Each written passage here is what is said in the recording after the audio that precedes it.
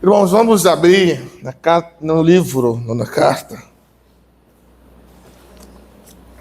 que conta a história dos reis, primeiro livro dos reis, capítulo 17, é uma história famosa, muito conhecida pela igreja, embora eu não queira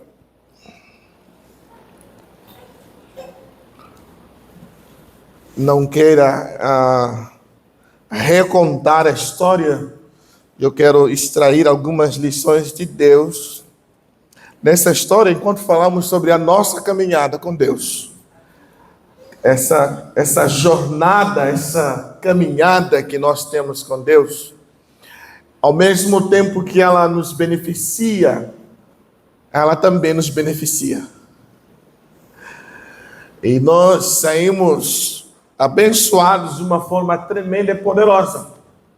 Mas eu gosto de falar sempre uma verdade que não é minha, é de Jesus Cristo. Caminhar com Deus nos coloca em situações de risco. E nós vamos falar um pouco disso também hoje, porque a gente vai desagradar muitas pessoas. A gente vai desagradar famílias, amigos e principalmente o inferno. Mas ainda assim é a melhor escolha que você pode tomar. Amém? Vamos ler então essa história, a história do profeta Elias, a 1 Reis 17, a partir do versículo 1 até o versículo 10. Vai aparecer ali? Graças a Deus. Vamos lá? Ora, Elias de Tisbe, em Gileade, disse a Acabe: tão certo como vive o Senhor, o Deus de Israel, a quem sirvo, não cairá orvalho nem chuva nos anos seguintes, exceto mediante a minha palavra. Depois disso, a palavra do Senhor veio a Elias: saia daqui, vai para o leste, esconda-se perto do riacho de Querite, a leste do Jordão. Você beberá do riacho e dê ordens aos corvos para alimentarem você lá. Ele fez o que o Senhor lhe tinha dito, foi ao riacho de Querite, a leste do Jordão, e ali ficou. Os corvos lhe traziam pão e carne de manhã e no final da tarde, e ele bebia a água do riacho. Algum tempo depois, o riacho secou por falta de chuva na terra. Então a palavra do Senhor veio a Elias: vá imediatamente à cidade de Sarepta, em Sidom, e fique por lá. Ordenei a uma viúva daquele lugar que lhe fornece a comida. Ele foi a Sarepta. Quando chegou à porta da cidade, encontrou uma viúva que estava colhendo gravetos. Ele a chamou e perguntou: pode me trazer um pouco de água em uma jarra para eu beber? Enquanto ela ia buscar água, ele gritou: por favor, traga-me também um pedaço de pão. Folgado esse Elias, né? Nós vamos ler até aí, por enquanto. Amém? Na verdade, o que nós vamos conversar vai até o segundo livro de Reis. Nós vamos até o primeiro, segundo capítulo de Reis.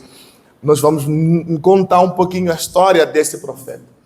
É interessante quando eu olho os profetas na Bíblia, né?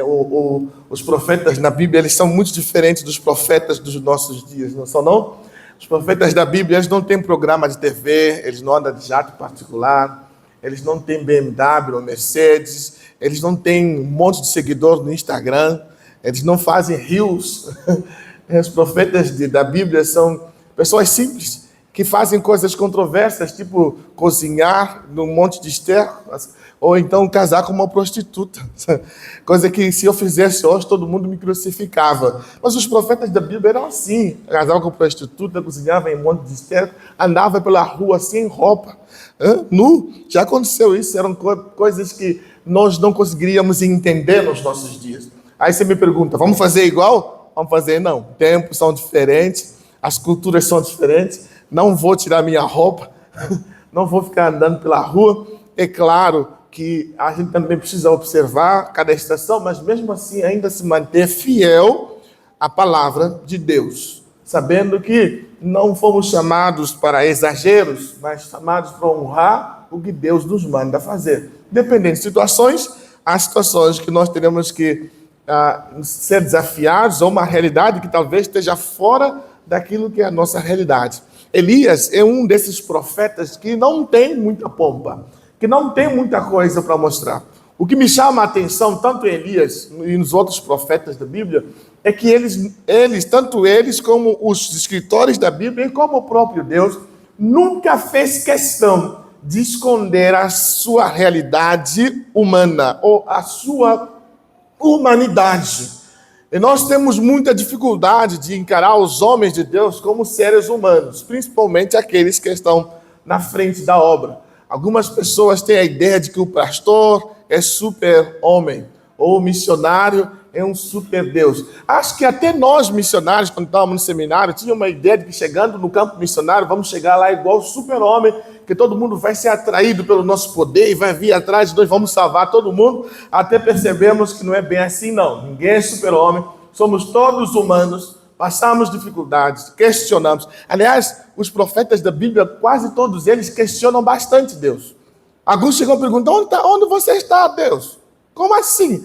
E Elias é um profeta que passa por vários estágios da vida, e um dos piores deles foi a depressão que ele enfrenta aqui no meio dessa história, a ponto dele falar, quero morrer. E a gente pensa assim, nossa, mas Elias, o maior profeta que a Bíblia já contou, chegou a dizer para Deus, pode me matar agora, não quero viver. Ele passou por isso. Elias é profeta que é levantado por Deus para fazer diferença no meio de uma crise espiritual da nação. Ele é levantado depois que o reino de Israel é dividido em duas partes, né? O reino sul, o reino norte, isso depois do rei Salomão, que nós conhecemos, que apesar de ter sido muito sábio, a Bíblia fala que Salomão acabou com o seu ministério por causa das várias mulheres que ele teve. As mulheres, não estou dizendo que a mulher é ruim, estou dizendo que as mulheres de Salomão eram ruins, algumas delas, e a Bíblia fala que elas desviaram Salomão do propósito de Deus, e o reino acabou sendo dividido em duas partes. Agora, politicamente escravo, dividido no exílio, o reino norte e o reino sul, a parte sul do reino vive uma espiritualidade um pouco mais forte do que a parte norte do reino. O lado norte do reino, eles têm 19 reis, dura mais ou menos 200 e poucos anos, e quase nenhum desses reis serve a Deus. Muitos deles são perversos. E na época que Elias é levantado, tem o pior rei que já teve, que é casado com a pior mulher que já existiu no mundo. O rei Acabe, casado com a rainha Jezabel. A mulher é ruim mesmo. Essa mulher era ruim. Então, Elias é levantado nesse tempo, quando Acabe dirige ou conduz a nação a uma idolatria aos deuses como o deus Baal. Todo mundo estava desviado da fé, apostatando da realidade da fé. E Deus levanta Elias para fazer diferença. Elias, é você que vai fazer diferença nessa nação. Na verdade, eu preciso deixar claro aqui para nós que quando você começa a ler o texto, fala assim no versículo 1, que Elias de Tisbe, ou Elias o Tesbita. A cidade de Tisbe é um lugarzinho pequenininho, um vilarejo que não tinha muito significado, era completamente desconhecida a cidade dele, e Elias também era completamente desconhecido. E já começamos aprendendo, na hora que Deus chama Elias, uma grande verdade que eu até compartilhei na igreja que eu estava ontem à noite, que Deus não precisa de estrelas para mudar o mundo.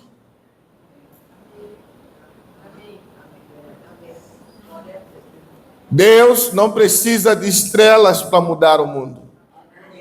Deus precisa de seres humanos como eu e você para mudar o mundo. Sabe qual é o maior problema das estrelas? É que quando o sol brilha, elas param de brilhar. As estrelas brilham na ausência do sol. E isso me incomoda bastante. Porque elas não querem uma luz maior do que elas. Quando o sol brilha, elas somem. Por isso que, se você olhar no céu agora, você não vê nenhuma estrela, mas elas estão lá, estão brilhando. Só que a luz do sol ofusca elas e elas somem. Então, nós precisamos de ser não como estrelas, mas um pouco mais como a lua. porque a lua brilha de noite, porque atrás dela está o sol brilhando. E a lua brilha como uma luz reflexiva, ou seja, a lua, ela não tem luz inerente, não tem luz própria, tem uma luz reflexiva, igual eu e você. Quando Jesus falou, nós somos a luz do mundo, ele deixa claro, olha, nós somos a luz do mundo, não porque a produzimos, não porque nós somos a fonte, a origem da luz, mas porque por nós, dentro de nós, por lado de nós, atrás de nós, na frente de nós, está o sol da justiça brilhando com toda a sua força. E é o sol da justiça que nos dá a habilidade de brilhar no mundo. Então a lua não leva glória para si, porque a luz não é sua, a luz é do sol. Então a lua glorifica o sol, ou seja, eu estou refletindo a glória de Deus na terra, e a glória não é minha, a glória é de Deus. É Ele quem recebe hora. Então, é por isso que eu falo, Deus não usa estrelas, porque estrelas querem aparecer. Deus usa pessoas normais como a gente, servos, que se entendem como servos do Senhor, porque nós estamos aqui não para receber glória, estamos aqui para que o Senhor seja glorificado. Então, Deus será glorificado através do teu casamento, Deus será glorificado através do seu trabalho, Deus será glorificado através da sua empresa, Deus será glorificado através dos teus negócios, Deus será glorificado através do seu ministério, Deus será glorificado na vida dos teus filhos através de você, Deus será glorificado, e à medida que Deus é glorificado, você se beneficia dessa glória, recebendo a própria glória do céu sobre a sua vida. Isso é um milagre. Paulo fala, refletindo como que por espelho, nós experimentamos a glória de Deus sendo transformados à imagem do próprio Filho de Deus, de glória em glória. Então, estamos sendo transformados, estamos crescendo e estamos deixando e permitindo que Deus nos torne instrumentos para a manifestação da sua paz no mundo, da sua glória no mundo. Esse processo de crescimento, de vivência, de caminhada, essa jornada que cada um de nós tem com Deus, ela vai ser marcada por vários momentos. E eu quero mostrar esses momentos na vida de Elias e aproveitar para falar que isso também vai acontecer, já tem acontecido ou aconteceu contigo. Então eu quero começar a te ensinar o primeiro ponto que nós aprendemos na vida de Elias.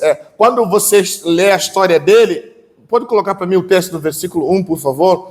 Ele fala assim, ó, versículo 1, vamos ler até o versículo 3. Ele fala, ora, Elias de Tisbe, em Gileade, disse a Acabe, tão certo como vive o Senhor, o Deus de Israel, a quem sirvo, não cairá orvalho nem chuva. Veja bem, é um tempo de ignorância espiritual, é um tempo de idolatria, é um tempo que temos o pior rei que já teve.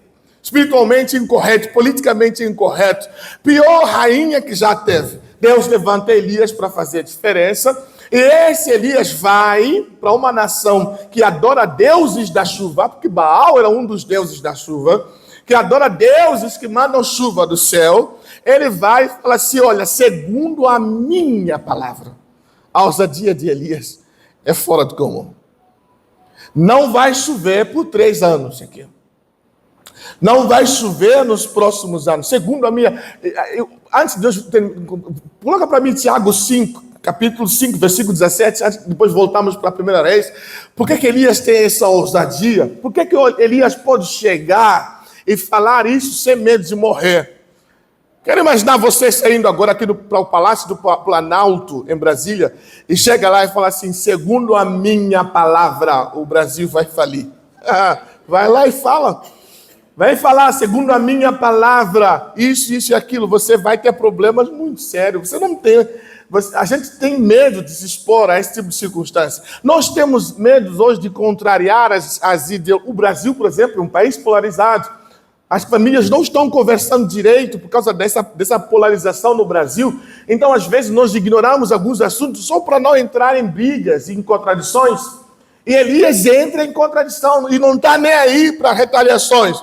Não está nem aí para o que vai acontecer. Chega para todo mundo e fala assim, não vai chover aqui. E por que ele pode dizer isso? Capítulo 5, versículo 17. Olha só. Por que ele pode falar isso? Elias era humano como nós. Tem algum humano aqui? Elias era humano, ou seja, tinha mesmos defeitos, passava fome, ficava doente, tinha medo, passou por depressão, como eu falei. Elias era humano como nós, mas ele orou fervorosamente para que não chovesse, e não choveu sobre a terra por quantos anos? 3 anos. De onde sai essa autoridade de Elias? Agora eu preciso te mostrar, volta lá para Reis, e eu te mostro qual é a primeira coisa que nos é exigida por Deus na caminhada com Deus. Veja o versículo 2, pode colocar o versículo 2. E versículo 2 ele fala, depois disso, olha o que Deus fala. A palavra do Senhor veio a Elias. Agora vai para o versículo 3. Sai daqui e vai para o deserto, esconda-se perto do riacho de Querite, a leste do Jordão. Aqui está o segredo de Elias. O que muitos de nós precisamos entender hoje, que Elias podia falar o que disse, sem medo de retaliações, porque ele percebeu que na caminhada com Deus, esse é o primeiro ponto que eu vou ensinar para você e para mim nessa noite. Na caminhada com Deus, vida com Deus, vem antes da obra de Deus. Na vivência cristã, na nossa vida, no nosso cristianismo, na nossa cristandade, a nossa vida com Deus vem antes do nosso trabalho para Deus. Vivemos em épocas de produtividade, em épocas em que você tem que mostrar resultados, em épocas em que se valoriza a agenda cheia. Olha, eu sou psicóloga, minha agenda está cheia. Eu sou médica, trabalho isso, tudo, faço aquilo, estou cheio de atividade. Hoje vivemos numa época, você é valorizado pelo que faz e não pelo que é. E Deus fala, eu não estou interessado no que você faz, eu estou interessado no que você é. E o que você é, só se entende se você estiver posicionado na minha presença. Ao olharmos para esse texto, nós temos a impressão de que Deus manda Elias se esconder. Mas a verdade não é essa. Deus separa Elias e diz, vem ficar comigo durante um tempo. Esse é o segredo para vivermos nesse mundo. Esse é o segredo para você enfrentar um casamento ruim, por exemplo. Esse é o segredo para você enfrentar um patrão abençoado. Esse é o segredo para você enfrentar as crises emocionais dos seus filhos. Esse é o segredo para você enfrentar esse caos, essa onda de suicídios que está acontecendo pelo mundo. Esse é o segredo para você enfrentar a corrupção política, não só do Brasil, do mundo inteiro. Esse é o segredo para você viver. Você precisa se esconder em Deus. Aquele que habita no esconderijo do Altíssimo, à sombra do Senhor, onipotente, descansará. Pode colocar Salmo 91 para mim, vamos ouvir o que o salmista fala, para você perceber como é importante você ficar na presença do Senhor. Salmo 91, aquele que habita no abrigo do Altíssimo, descansará à sombra do Todo-Poderoso. Pode continuar. Direi do Senhor, tu és o meu refúgio e a minha fortaleza, o meu Deus, em quem eu confio. Ele o livrará do laço do caçador e da peste mortal. Ele cobrirá com as suas penas e sob as suas asas você encontrará refúgio. A fidelidade dele será o seu escudo. Você não temerá o pavor da noite, nem a flecha que voa de dia, pois nem a peste que se move sorrateira, nem trevas, nem a praga que devasta ao meio-dia, pois 1000 poderão cair ao seu lado, 10.000 à sua direita, mas nada atingirá você.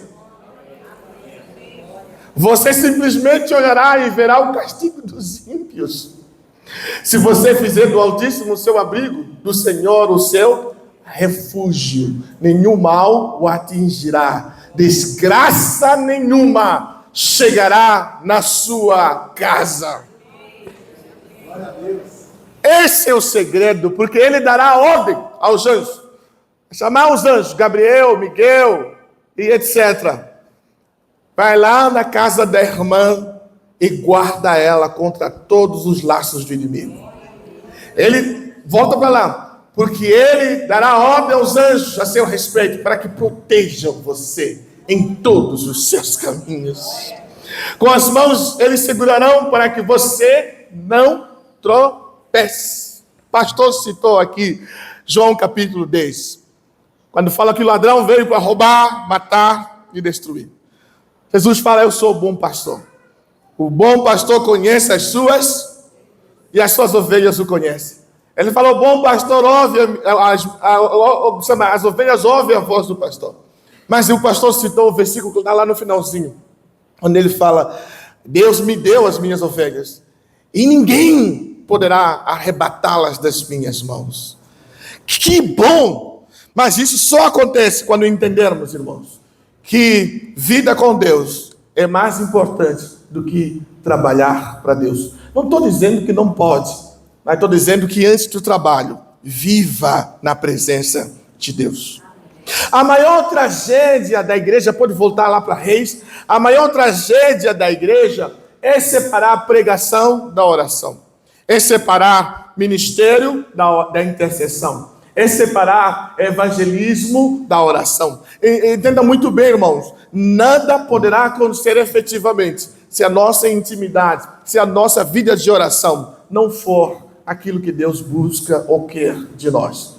A Bíblia fala que nós temos que orar sem cessar. Não significa que você tem que andar o tempo todo, Jesus, não. Significa que tudo que você faz, quer comais, quer bebais, faças tudo para a glória de... É que a gente tem um hábito ruim, humano, ou um hábito ocidental, porque não é assim no Oriente, de dicotomizar e separar as coisas. Aqui é meu trabalho da igreja, e esse aqui é meu trabalho do mundo. Quem te ensinou isso? De onde você tirou isso? Você é crente em todo lugar. Mas eu sou médico e na igreja eu sou diaconisa. Não, você é diaconisa que serve como médica. E serve ao Senhor como médica. Mas eu sou dentista e na igreja eu sou tesoureiro. Não, eu fui chamado por Deus para servi-lo como tesoureiro e dentista. Então você vai perceber que lá, arrancando o dente do missionário, por exemplo, você também está servindo ao Senhor. Ou lá, fazendo... sei lá o que o dentista faz. Fazendo o trabalho do dentista, você não só está servindo à sociedade, você está servindo ao Senhor Deus Todo-Poderoso. Quando entendemos isso, então não tem vestes da igreja e vestes da rua, por exemplo. É tudo para honra e glória do... então não tem linguajar da igreja e linguajar da rua. É tudo para a honra do... Somos educados, vai ficar falando palavrão. Aqui eu falo palavrão. Estou assistindo o jogo do Corinthians. Aí na igreja você fala igual santo. Não, mesmo assistindo o jogo do Corinthians e o Corinthians perdendo, você ainda é...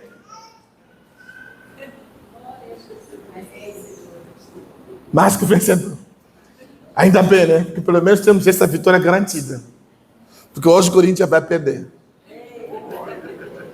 Do meu Flamengo. Tem muita gente que conhece muito de Deus, mas não conhece Deus. Tem muitos de nós que falam muito de Deus, mas não falam com Deus. Nós precisamos de nos lembrar de um negócio que me chama muito a atenção também na Bíblia. No livro de Marcos, capítulo 3. Marcos, capítulo 3, coloca para mim, versículo 13 e versículo 14. Jesus chama 12 discípulos. Olha o que Jesus faz. Olha como é interessante esse versículo. 3, 12. 13 e 14. Marcos 3, isso. Ele fala assim, Jesus subiu ao monte. Olha, ele vai ao monte, colocou e convocou para si aqueles a quem ele queria. E eles foram para junto dele. Ele escolheu 12, qualificando como apóstolos para que convivessem. Leia de novo comigo, porque vamos ler juntos essa frase. Para que, vamos lá? Ponto final. Só quero que você lê essa palavra. Convivessem com ele. Ok? É sequencial. Aqui é sequencial. Primeiro tem que conviver, depois fala, e os pudesse enviar. Ele não pode enviar quem não convive com ele. Ele não pode enviar para o campo, para a batalha, para as lutas, quem não convive com ele. Ah, mas pastor, estou passando por lutas muito grandes. Para quem você acha que ele dá maiores lutas? Para os maiores soldados. No filme não é assim, não é Rambo que luta as melhores batalhas? Né? Ah, mas as lutas são grandes. Quanto mais perto, infelizmente, as lutas são maiores. Sabe por quê? Porque ele sabe que você vai vencer, não importa o que vai acontecer. Porque quem convive com ele está pronto para vencer a batalha. Porque Jeová está lutando as nossas guerras e guerreando e garantindo que nós, passando por aflições, ainda saiamos como vencedores. Então o segredo está ali. Qual, pastor? Eu sou missionário, estou querendo voltar para Moçambique. Mas mais importante do que eu voltar para Moçambique é eu voltar para a presença do Senhor. Eu conviver com Deus. Eu conviver com Cristo. Foi o que aconteceu com Elias. Elias é tomado, enviado por Deus para o deserto. Jesus fez a mesma coisa. Antes de Jesus começar a sua obra, ele se separou por 40 dias para ficar com o Pai no deserto. E agora Deus está fazendo a mesma coisa que Elias. Sai daqui, vai lá no deserto de Querite, pertinho do riacho lá, e fica lá. Eu vou te alimentar. Eu, Senhor, vou alimentar você, porque eu vou estar lá. E vai ser eu e tu e eu. Oh, coisa boa! E ali você vai poder estar pronto. O deserto na vida de Elias não foi um acidente de percurso, nem foi algo do acaso. Foi plano de Deus para ensinar o profeta. Amém? Amém. Hoje em dia, a igreja de hoje não é IPI, desculpa, vou falar na igreja, você não pensa, está falando mal da IPI, no púlpito da IPI, estou falando da igreja brasileira.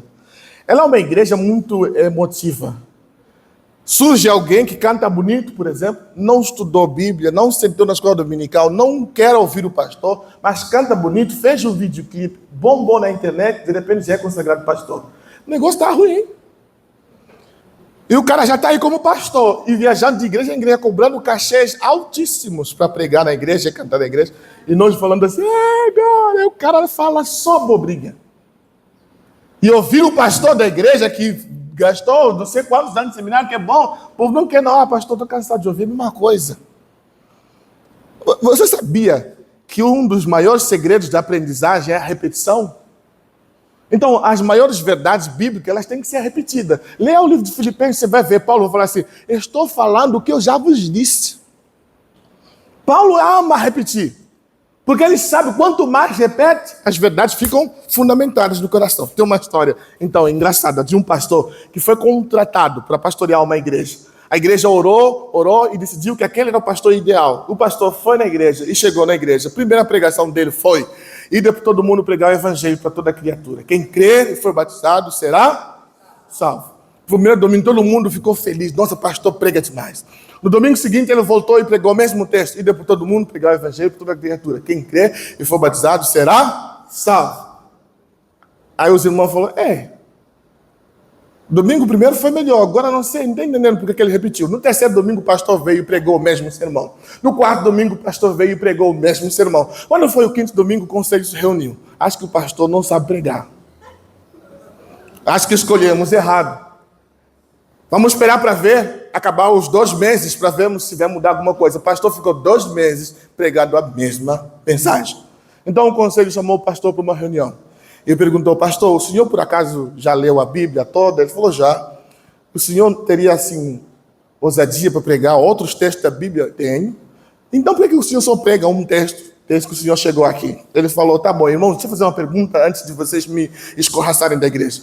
Quando eu cheguei aqui na igreja, quantos membros tinha na igreja? O irmão falou 100. Quantos membros tem na igreja? 100. Eu preguei sobre o que no primeiro dia e depois todo mundo pregava o evangelho, toda criatura. Então, se tem 100 membros, quer dizer que vocês não foram pregar o evangelho. Então, se não foram, eu vou repetir até vocês saírem e pregarem o evangelho em todo mundo. Enquanto vocês não cumprirem a palavra que está sendo pregada, qual é a vantagem de eu ficar mudando de sermão, então? Se vocês não querem mudar, querem continuar do mesmo jeito. Às vezes nós queremos muito novidades. É bom ter novidades. Mas é melhor ainda quando as verdades são repetidas e ficam aqui gravadas nos nossos corações, a ponto de causar mudança. Então eu preciso repetir o que eu estou falando, já foi falado várias vezes aqui, eu preciso repetir para você. O Senhor é o teu pastor e Ele não te faltará, mas Ele quer você convivendo com Ele. Amém? Então, essa é a primeira coisa. A primeira coisa é muito importante. Você tem que estar com Ele. Agora, Deus faz o seguinte. É interessante que agora Ele está convivendo. Deus fala assim, sai daqui. Né? Coloca o versículo 8 do mesmo livro de Reis. Ele vai, sai daqui agora, Elias. Vai para Sarepta. Okay? Continua no versículo 9. Aponta-te, vai viver em Sarepta, cidade que pertence ao território de Sidom. Ordenei ali uma viúva que te providencia o teu alimento. Sabe quando a gente acha que pode ficar ruim? Eu estou dizendo que pode ficar pior que ruim. Entendeu? Porque ele estava sozinho no deserto e Deus fala assim, vai para Sarepta. A palavra Sarepta quer dizer fornalha, fogo, refinaria. Deus tira ele do deserto e manda para o fogo. Sai do deserto, vai para o fogo. Vai onde tudo queima. Onde tudo é assado. Vai lá que eu preciso começar a mudar a tua situação. Agora você está pronto para a batalha. Agora você está pronto para as lutas. Agora você está pronto para viver outra situação. E eu preciso dizer que a próxima coisa não é muito boa de engolir. Se você, na jornada, caminhada com Deus, tem que viver com Deus, na caminhada com Deus você tem que enfrentar riscos. Você tem que correr riscos. Você corre riscos.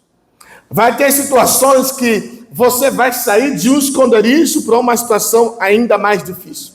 Quando Elias sai, se você coloca 18, capítulo 18, versículo 10, capítulo 18, versículo 10, só estou expondo o texto aqui para você entender. Juro por Yahvé, o nome do Senhor, o teu Deus, que não há uma só nação ou reino onde o rei, meu Senhor, não enviou alguém para procurar por ti. E todas as vezes que uma nação ou reino afirmava que tu não estavas no refúgio em suas terras, eles os faziam jurar que haviam se empenhado em tua procura, mas não havia sido possível. Olha só, Acabe e Jezabel estavam procurando Elias para matá-lo.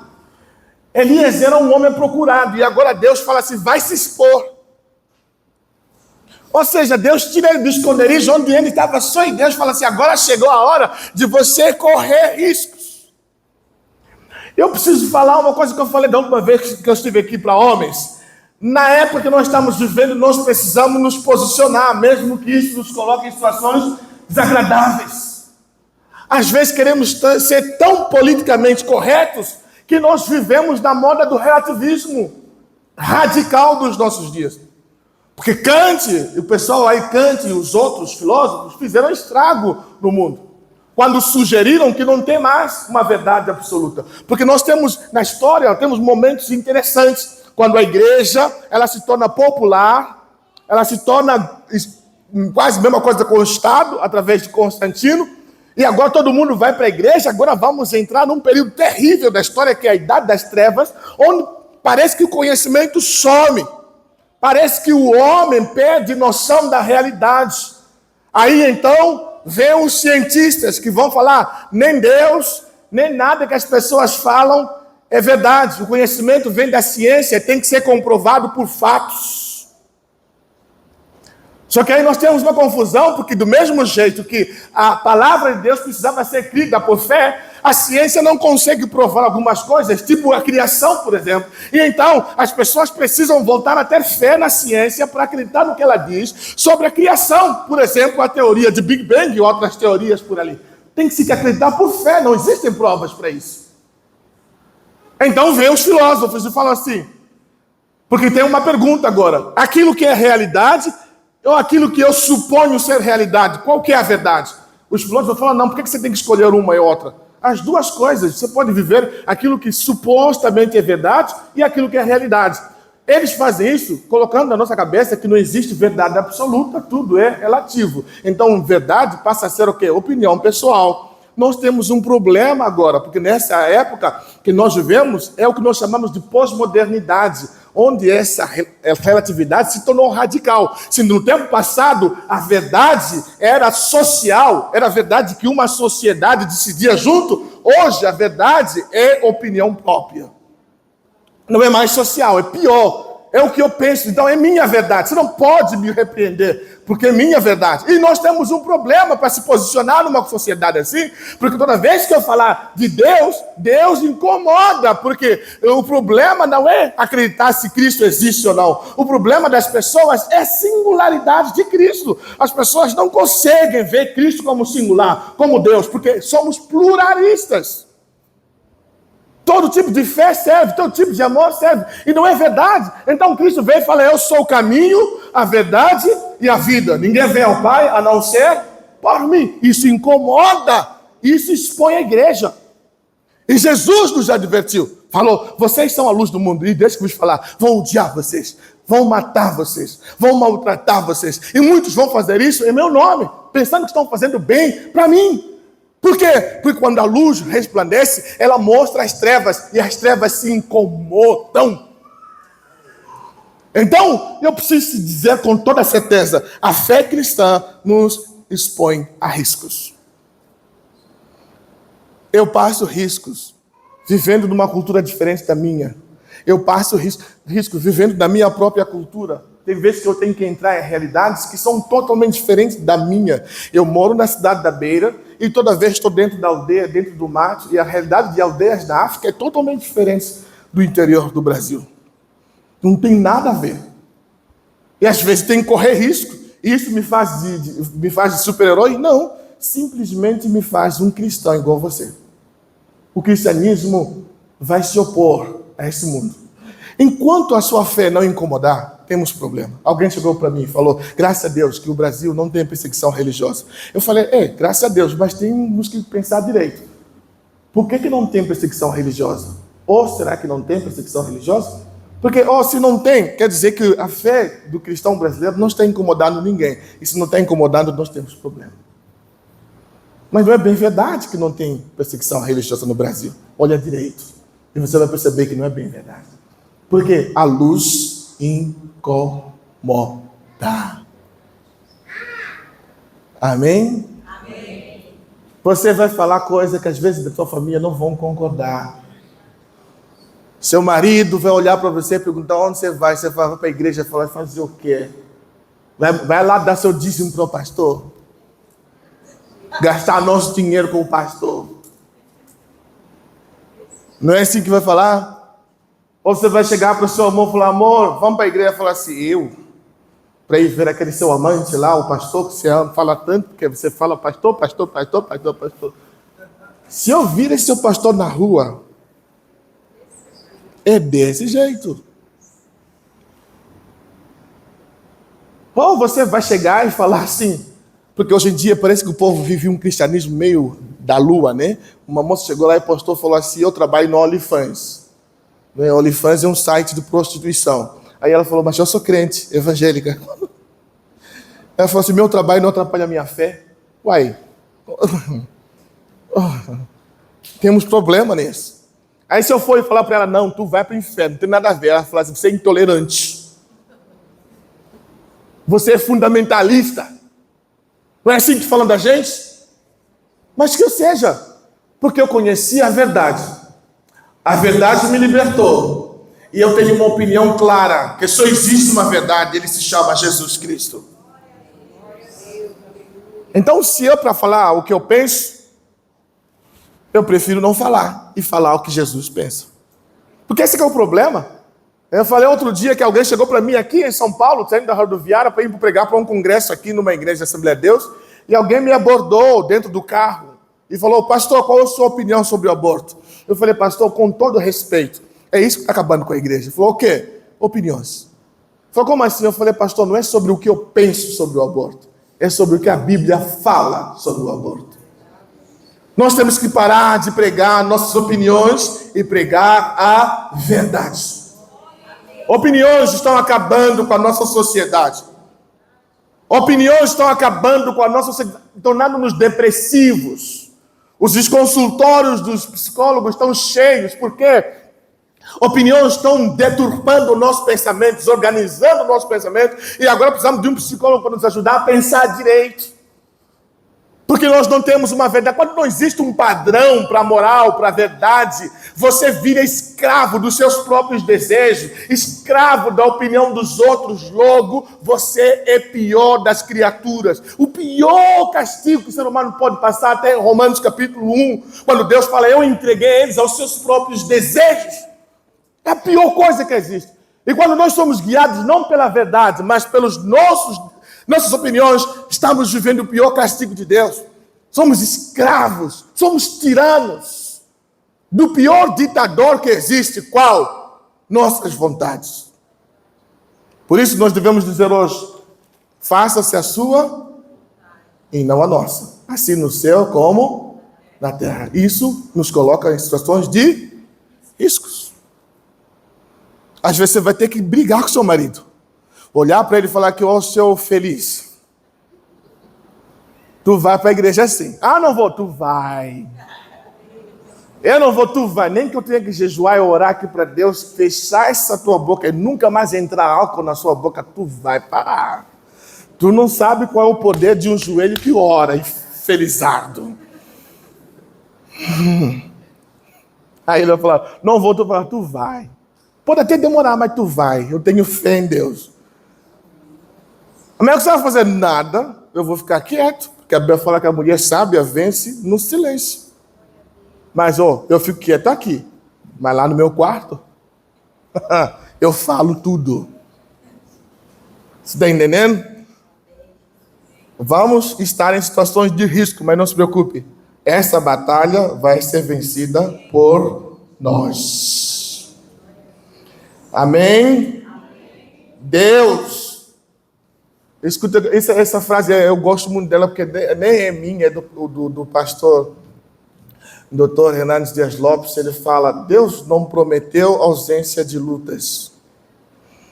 Deus nos garantiu a sua presença nas lutas.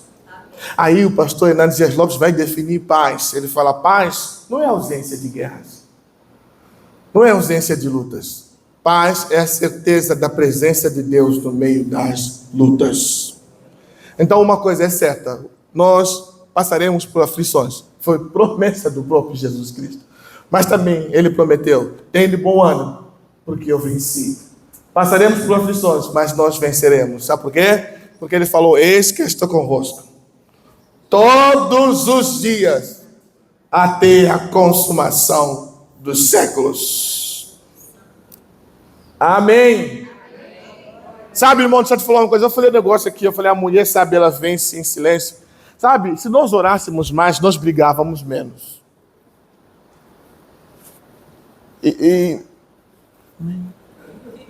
Alguém não vai falar amém, não? Se nós orássemos mais, nós brigávamos. Amém.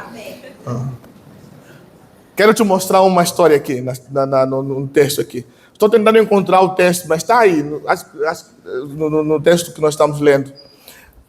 Coloca capítulo 18, só o versículo 10, vamos ver se é isso mesmo. É que eu não anotei aqui, mas tem um momento, não, vai... Tá bom, é no capítulo 18, deixa por aí. Vamos... É o seguinte, o que acontece na história? Para nós não ficar presos, né? Elias vai na casa da viúva, a viúva faz comida para ele, ele é folgado para dizer, você tem mais uma coisa, um pedaço de pão? Elias é bem folgado. Aí a mulher faz comida, ele come, fica saciado e tudo, o filho da mulher morre. O que a mulher fala? Tu é culpado, homem de Deus. Você matou meu filho. O que me chama a atenção é que a mulher falou, Elias não falou nenhuma palavra. Eu aprendi o segredo de vencer a briga com Elias. Vai como ovelha muda ao matadouro. Elias não disse nada. Ele disse só uma coisa. Olha aí. Passado esse acontecimento, o filho dessa mulher viúva, dona de casa, adoeceu gravemente, morreu. Continua, isso mesmo. Então ela reclamou a Elias: o que foi que eu te fiz de mal? Já deixou claro, tu é culpado. Ó homem de Deus, vieste para condenar-me pelo pecado e matar o meu filho? Continua. Ao que Elias jogou, olha só, ela falou e Elias falou o quê? Só o seguinte: dá-me teu filho. Tomando o filho com gentileza. Olha como é difícil. Nossa Deus. Se fosse nós. Iam quebrar copos, janela e tudo. Elias, não, bem calmo, com gentileza. Me dá o seu filho, por favor. Tomou no braço. Levou para o único lugar que ele podia falar tudo. Tudo que ele quisesse. Levou para o quarto, onde ele estava hospedado, e colocou sobre o seu leito. Em seguida, agora Elias falou: agora é minha hora de falar. Eu estou falando, se nós orássemos mais, brigávamos menos. Quando a esposa ou o marido chega e te dá raiva, sabe, antes de você responder, você deixa ir no quarto, falar: papai, ouvi coisas, papai. Está me dando um negócio aqui, papai. Tenho vontade de falar umas coisas para minha mulher. Mas, por favor, me ajuda aqui, papai. Me dê sabedoria. Sabe, irmãos, existe muita sabedoria no silêncio. E o nosso silêncio não significa que nós somos passivos. Significa que nossa luta não é contra a carne, nem sangue. Mas contra as potestades e os demônios. Então, a gente está lutando errado. A gente está lutando com a esposa. Eu estou lutando com minha mulher, ela comigo. Você está lutando com o seu vizinho. Não é para você lutar com eles. É para você entrar no quarto e falar: papai, morreu. O filho dela morreu, o que eu faço? O filho dela ressuscitou, agora Elias volta e fala assim: aqui, mulher, seu filho. Acabou a briga. Ela falou o quê? Agora eu sei que você é homem de Deus. Acabou. Por que estamos sofrendo, brigando errado? Então, ao invés de você lutar com a mulher, seu amor, eu te amo. Aí você segura 1, 2, 3, 4. Aí você entra, não dá para ir no quarto, vai no banheiro, tranca o banheiro e fala: vai. Nós homens já gostamos do banheiro mesmo, né? Aí você senta lá no banheiro, ao invés de ficar no celular, no Instagram, você senta e fala assim: papai, lá fora a tempestade se armou. Estamos prestes a quebrar tudo. Me ajuda a resolver essa situação. E o papai vai resolver. Quanto mais oramos, menos brigamos. Quanto mais oramos, menos odiamos. Quanto mais oramos, mais vencemos os nossos riscos. Então, você dá um conselho para você, mulher. Faz igual Pedro falou: a mulher prudente vence seu marido no silêncio. Eu dei um conselho difícil. É o mesmo que Jesus falava. Jesus dava um conselho que eu acho curioso. Sempre que chegava e fazia milagre, falava assim: não conte nada para ninguém. Você quer mandar o fofoqueiro contar? Fala para ele: não conte. É que você vai falar: uma mulher fica em silêncio. Desculpa, mulheres, não estou falando nada contra vocês, não. Não fala nada quando ele te... Aí ela está olhando para o infeliz. Ou não, o feliz não falar é difícil. Só que Pedro falou: você quer vencer seu marido? O lugar de você falar não é na cara dele, é na cara do Todo-Poderoso. Você vai e joga tudo diante de Deus. É o mesmo conselho que eu dou para maridos. Eu sei que tem hora que você também dá vontade: hoje eu vou falar, hoje eu vou mostrar que eu sou homem aqui. Mostra nada, meu. Homem de verdade resolve os problemas em oração. Não mostrando: aí eu sou homem. Homem de verdade, os músculos dele são joelhos dobrados, orando pela esposa. Homem que não olha... Sabe, não, parece culto agora que fala assim: se você nunca orou pela sua esposa, é meu dobrar o joelho agora. Começa a orar pela esposa. Minha mulher, papai, minha mulher, papai. Se não souber o que orar, só fala: minha mulher, tá bom. Minha mulher, Deus, minha mulher. Minha mulher, Senhor, minha mulher. O pai, minha esposa. Ei, minha esposa. O pai vai entender tudo. Elias não brigou com a viúva, porque ele sabe que na caminhada com Deus, o que nós temos para enfrentarmos isso, nossa maior arma é a oração. Amém? E foi a mesma coisa com Acabe. Quando a situação estava ruim com Acabe, Elias recorreu à oração. ação. O que eu acho interessante é que quando ele vai orar na situação da viúva, ele fala muito com Deus. Quando ele vai orar na situação de Acabe, ele vai no monte e coloca a cabeça entre os joelhos e fica em silêncio. Tipo, eu não consigo entender Elias. Porque na hora dele falar com a mulher, ele fica em silêncio e vai orar. Na hora dele falar com Acabe, ele vai no monte, fica em silêncio e volta e fala com os profetas de Baal. E aí, dancem, quero ver. Falem com o vosso Deus, para ele mandar chuva. E nem desce, nem chuva. Aí Elias está lá, rindo, zoando. Sabe por quê? Porque ele já ficou em silêncio diante de Deus, agora ele pode falar diante do inimigo, sem medo. É assim que se vence as guerras. Aprendemos com Elias. Aprendemos na Elias 3 que na caminhada com Deus... Gente, vocês sabem que eu sou africano, né? Eu vou terminar já, tá, irmãos? Pastor, termina que hora esse culto? Já terminou. Esse meu relógio está errado, não está não, pastor? Já vou terminar, irmãos, estou terminando, senão vocês não vão me querer ver mais aqui. Irmãos, na caminhada com Deus, eu preciso dar uma boa notícia agora. Você vive diante de Deus, você vive risco, mas tem que dar uma notícia. Na caminhada com Deus, você vive milagres. Porque você vai falar, mas é tão ruim assim? É ruim para ficar bom. Porque na caminhada com Deus, nós vamos viver coisas em comum. Por exemplo, Elias experimentou a ressurreição. Elias foi alimentado por um corvo, gente. Corvo trazia comida na boca para Elias. Elias viu o corvo trazer comida, viu o azeite não parar, viu a farinha se multiplicar, e agora ele faz um pedido que ninguém nunca tinha feito. Até agora nunca tinha acontecido a ressurreição. Ele ia chegar lá e falar assim: estou pedindo ressuscitar o menino, e Deus ressuscita o menino. Deus devolve o menino à vida, e Elias pega o menino e devolve a mulher. Deixa eu falar um negócio para você: vamos correr risco? Sim, mas também vamos viver milagres. Deus vai multiplicar quando faltar. Gente, se eu começar a contar aqui a lista de milagres que eu já vivi, vocês vão falar assim: ou ele está mentindo, ou ele tem uma amizade diferente com Deus. Nada disso é verdade. Eu sou um ser humano que aprendeu: quanto mais eu tenho Deus, mais milagres vou viver.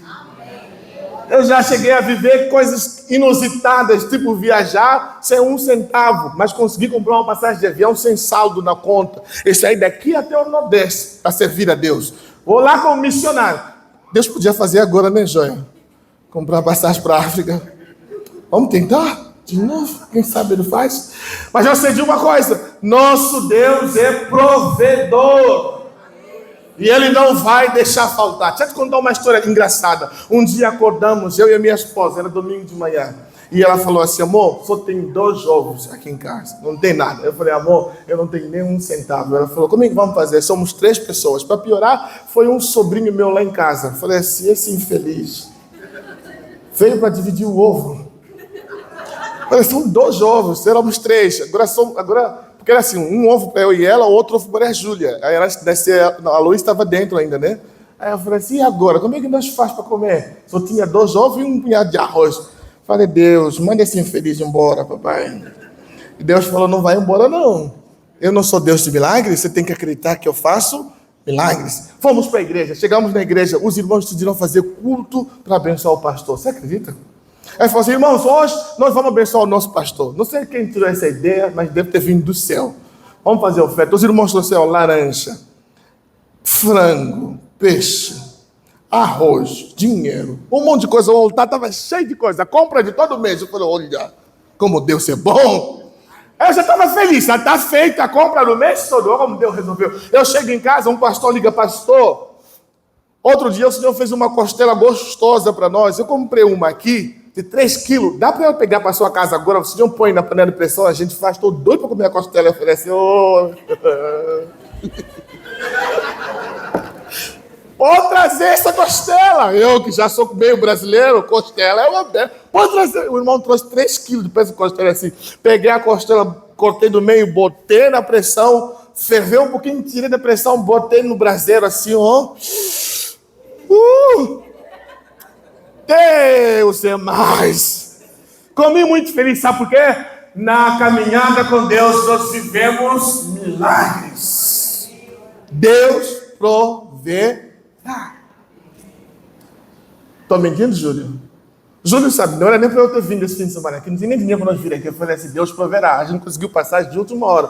Ainda falei assim, cheguei na rodoviária para comprar o ônibus, falou que só sobrou leite. Eu falei, mas tem dinheiro de leite, não sei o que.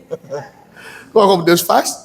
Entramos no ônibus, ficamos assim, deitadinho. Eu falei, amor, vou deitar, o negócio está bem confortável aqui. Né? Não viemos de ônibus convencional, viemos de leito. Como Deus é bom, Deus cuida de mim.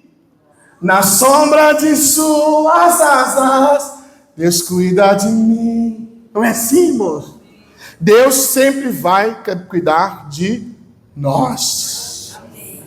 Nessa caminhada com Deus, viveremos milagres. Nessa caminhada com Deus, nós veremos Deus sendo glorificado através das nossas vidas. Porque sempre que o milagre acontecer, tem gente assistindo que vai falar, Deus é poderoso. Quando o milagre aconteceu, a mulher falou assim, eu sei hoje que você é homem de Deus. Homens de Deus não fazem propaganda, o próprio Deus faz por nós. Eu não preciso ficar falando, eu sou homem de Deus. Não, Ele vai fazer propaganda por mim. Quando fizer milagre, eu estou falando para você. Você não precisa gritar na vizinhança, eu sou crente. Eles verão na sua vida que você é crente. Eles verão na provisão, na maneira que você sorri, que você vive. Eles verão você sorrindo, mesmo no meio dos problemas, falar assim, só pode ser crente. Como é que ele está sorrindo, está passando por tanta luta? Vamos falar, ele só pode ser crente. E eu preciso terminar falando mais uma coisa. Na caminhada com Deus, Deus nos usa poderosamente. Sabe, irmãos, eu acho curioso que Deus tirou Elias e treinou ele durante 3 anos para usar ele um dia. Deus não tem pressa para treinar a gente, sabia? Tanto que o Salomão fala no livro de Eclesiastes, quando entraste na presença do rei, não tinha pressa de sair. Deus não tem pressa de tirar você da presença dele. Ficou 3 anos diante de Deus para ser usado um só dia. Quando? Chegou o dia que Baal e todos os profetas de Baal e Acabe se reuniram no Arraial. Vamos ver quem é Deus de verdade. Elias estava pronto para enfrentar 450 profetas de Baal. Todos sentados, fazendo seus rituais. Elias ali assistindo. E pediram chuva ao Deus da chuva, ao Deus Baal. E o Deus da chuva não respondeu. Pediram mais chuva. E o Deus da chuva não respondeu. Elias fala, não, talvez ele está dormindo. Elias é profeta para zombar. Cante mais alto, acho que ele está dormindo. Deve ter tirado uma soneca ao vosso Deus. Nada aconteceu. Aí quando todos se calaram, Elias falou, agora é minha vez. Aí Elias pega a única coisa que todo mundo não queria despejar, o quê? Água. Eles estavam sem água. Elias pega a água e joga fora. Porque ele joga a água em cima do altar. Primeira coisa que Elias faz, antes de qualquer coisa, foi restaurar o altar. Talvez essa seja a coisa que você tem que fazer hoje. Porque o milagre não está acontecendo porque o altar está quebrado. Ele leva ao altar e coloca 12 pedras, simbolizando as tribos de Judá, que eram tribos, Jerusalém, Judá estava quebrado. E ele tem que restaurar aquilo que está quebrado. As feridas têm que ser curadas. Ele edifica o altar e fala, Deus, mostra agora que o Senhor é Deus. Bota mais água. E de repente a Bíblia fala que desceu fogo do céu e lambeu todo aquele altar. Deus quer te usar. Deus quer usar a sua boca. Deus quer usar a sua mão. Deus quer usar a sua fé. Não são só os pastores e missionários que são usados, é a igreja toda. Deus quer usar seus dons e talentos. Você não está aqui para esquentar a cadeira ou o banco. Cheguei aqui, já olhei para a igreja e falei, rapaz, que negócio bonito. A igreja ficou diferente, está mais bonita. O ambiente mudou. Sabe, tem uns negócios aqui, eu falei, Jesus, coisa boa. Às vezes, não sei quem fez isso. Às vezes foi um irmão que falou, pastor, eu não sei pregar, mas eu sei pintar. O Senhor me deixa pintar? Não sei se foi assim que aconteceu, só estou falando. Mas às vezes seria bom, né? Pastor, os irmãos que vão pintar têm comida? Não, então eu vou lá cozinhar. Tem uma irmã, umas irmãs que vieram aqui e fizeram um franguinho para mim. Nossa, minha maior lembrança dessa igreja qual que é? Frango. Eu gosto muito de ser pastor, tá? Muito bem, eu lembro de si, pastor. Eu lembro de vocês. Mas do frango, eu não consigo esquecer. Eu não consigo. Aquele frango. As irmãs foram lá embaixo, com muito carinho, fizeram frango. Falou assim, que pena, pastor, o senhor vem aqui sempre come frango. Eu falei assim, se for desse tipo, pode fazer toda vez que eu vier aqui. Tem problema não.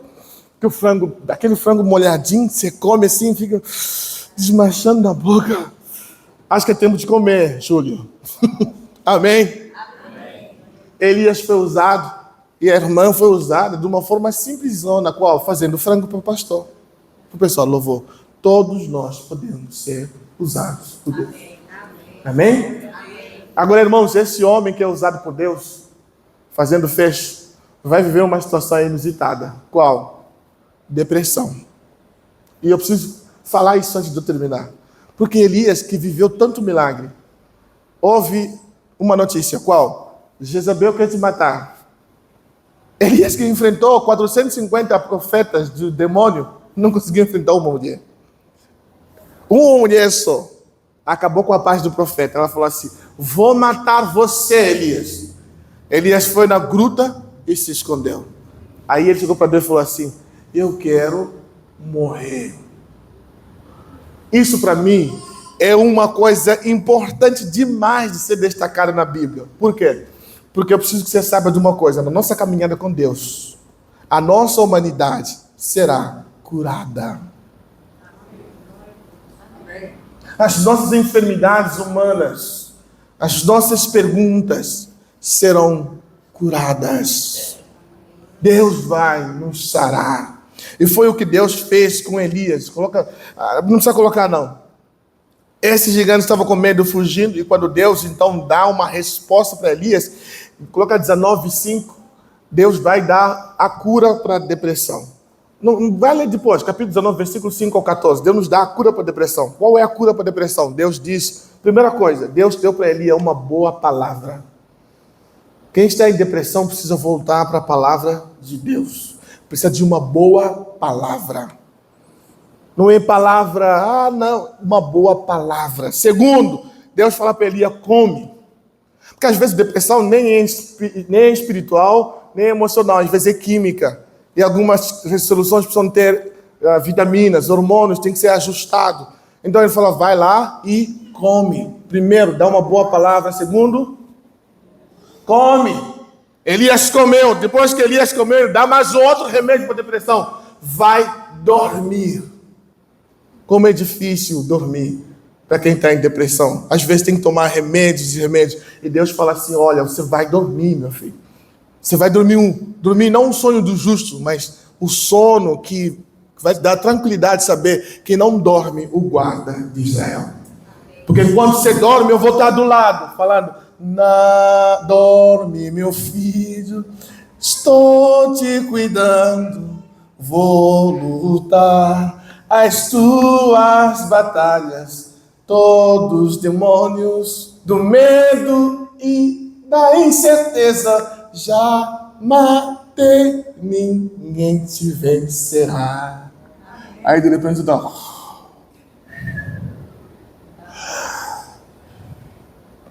Ele fala, dorme.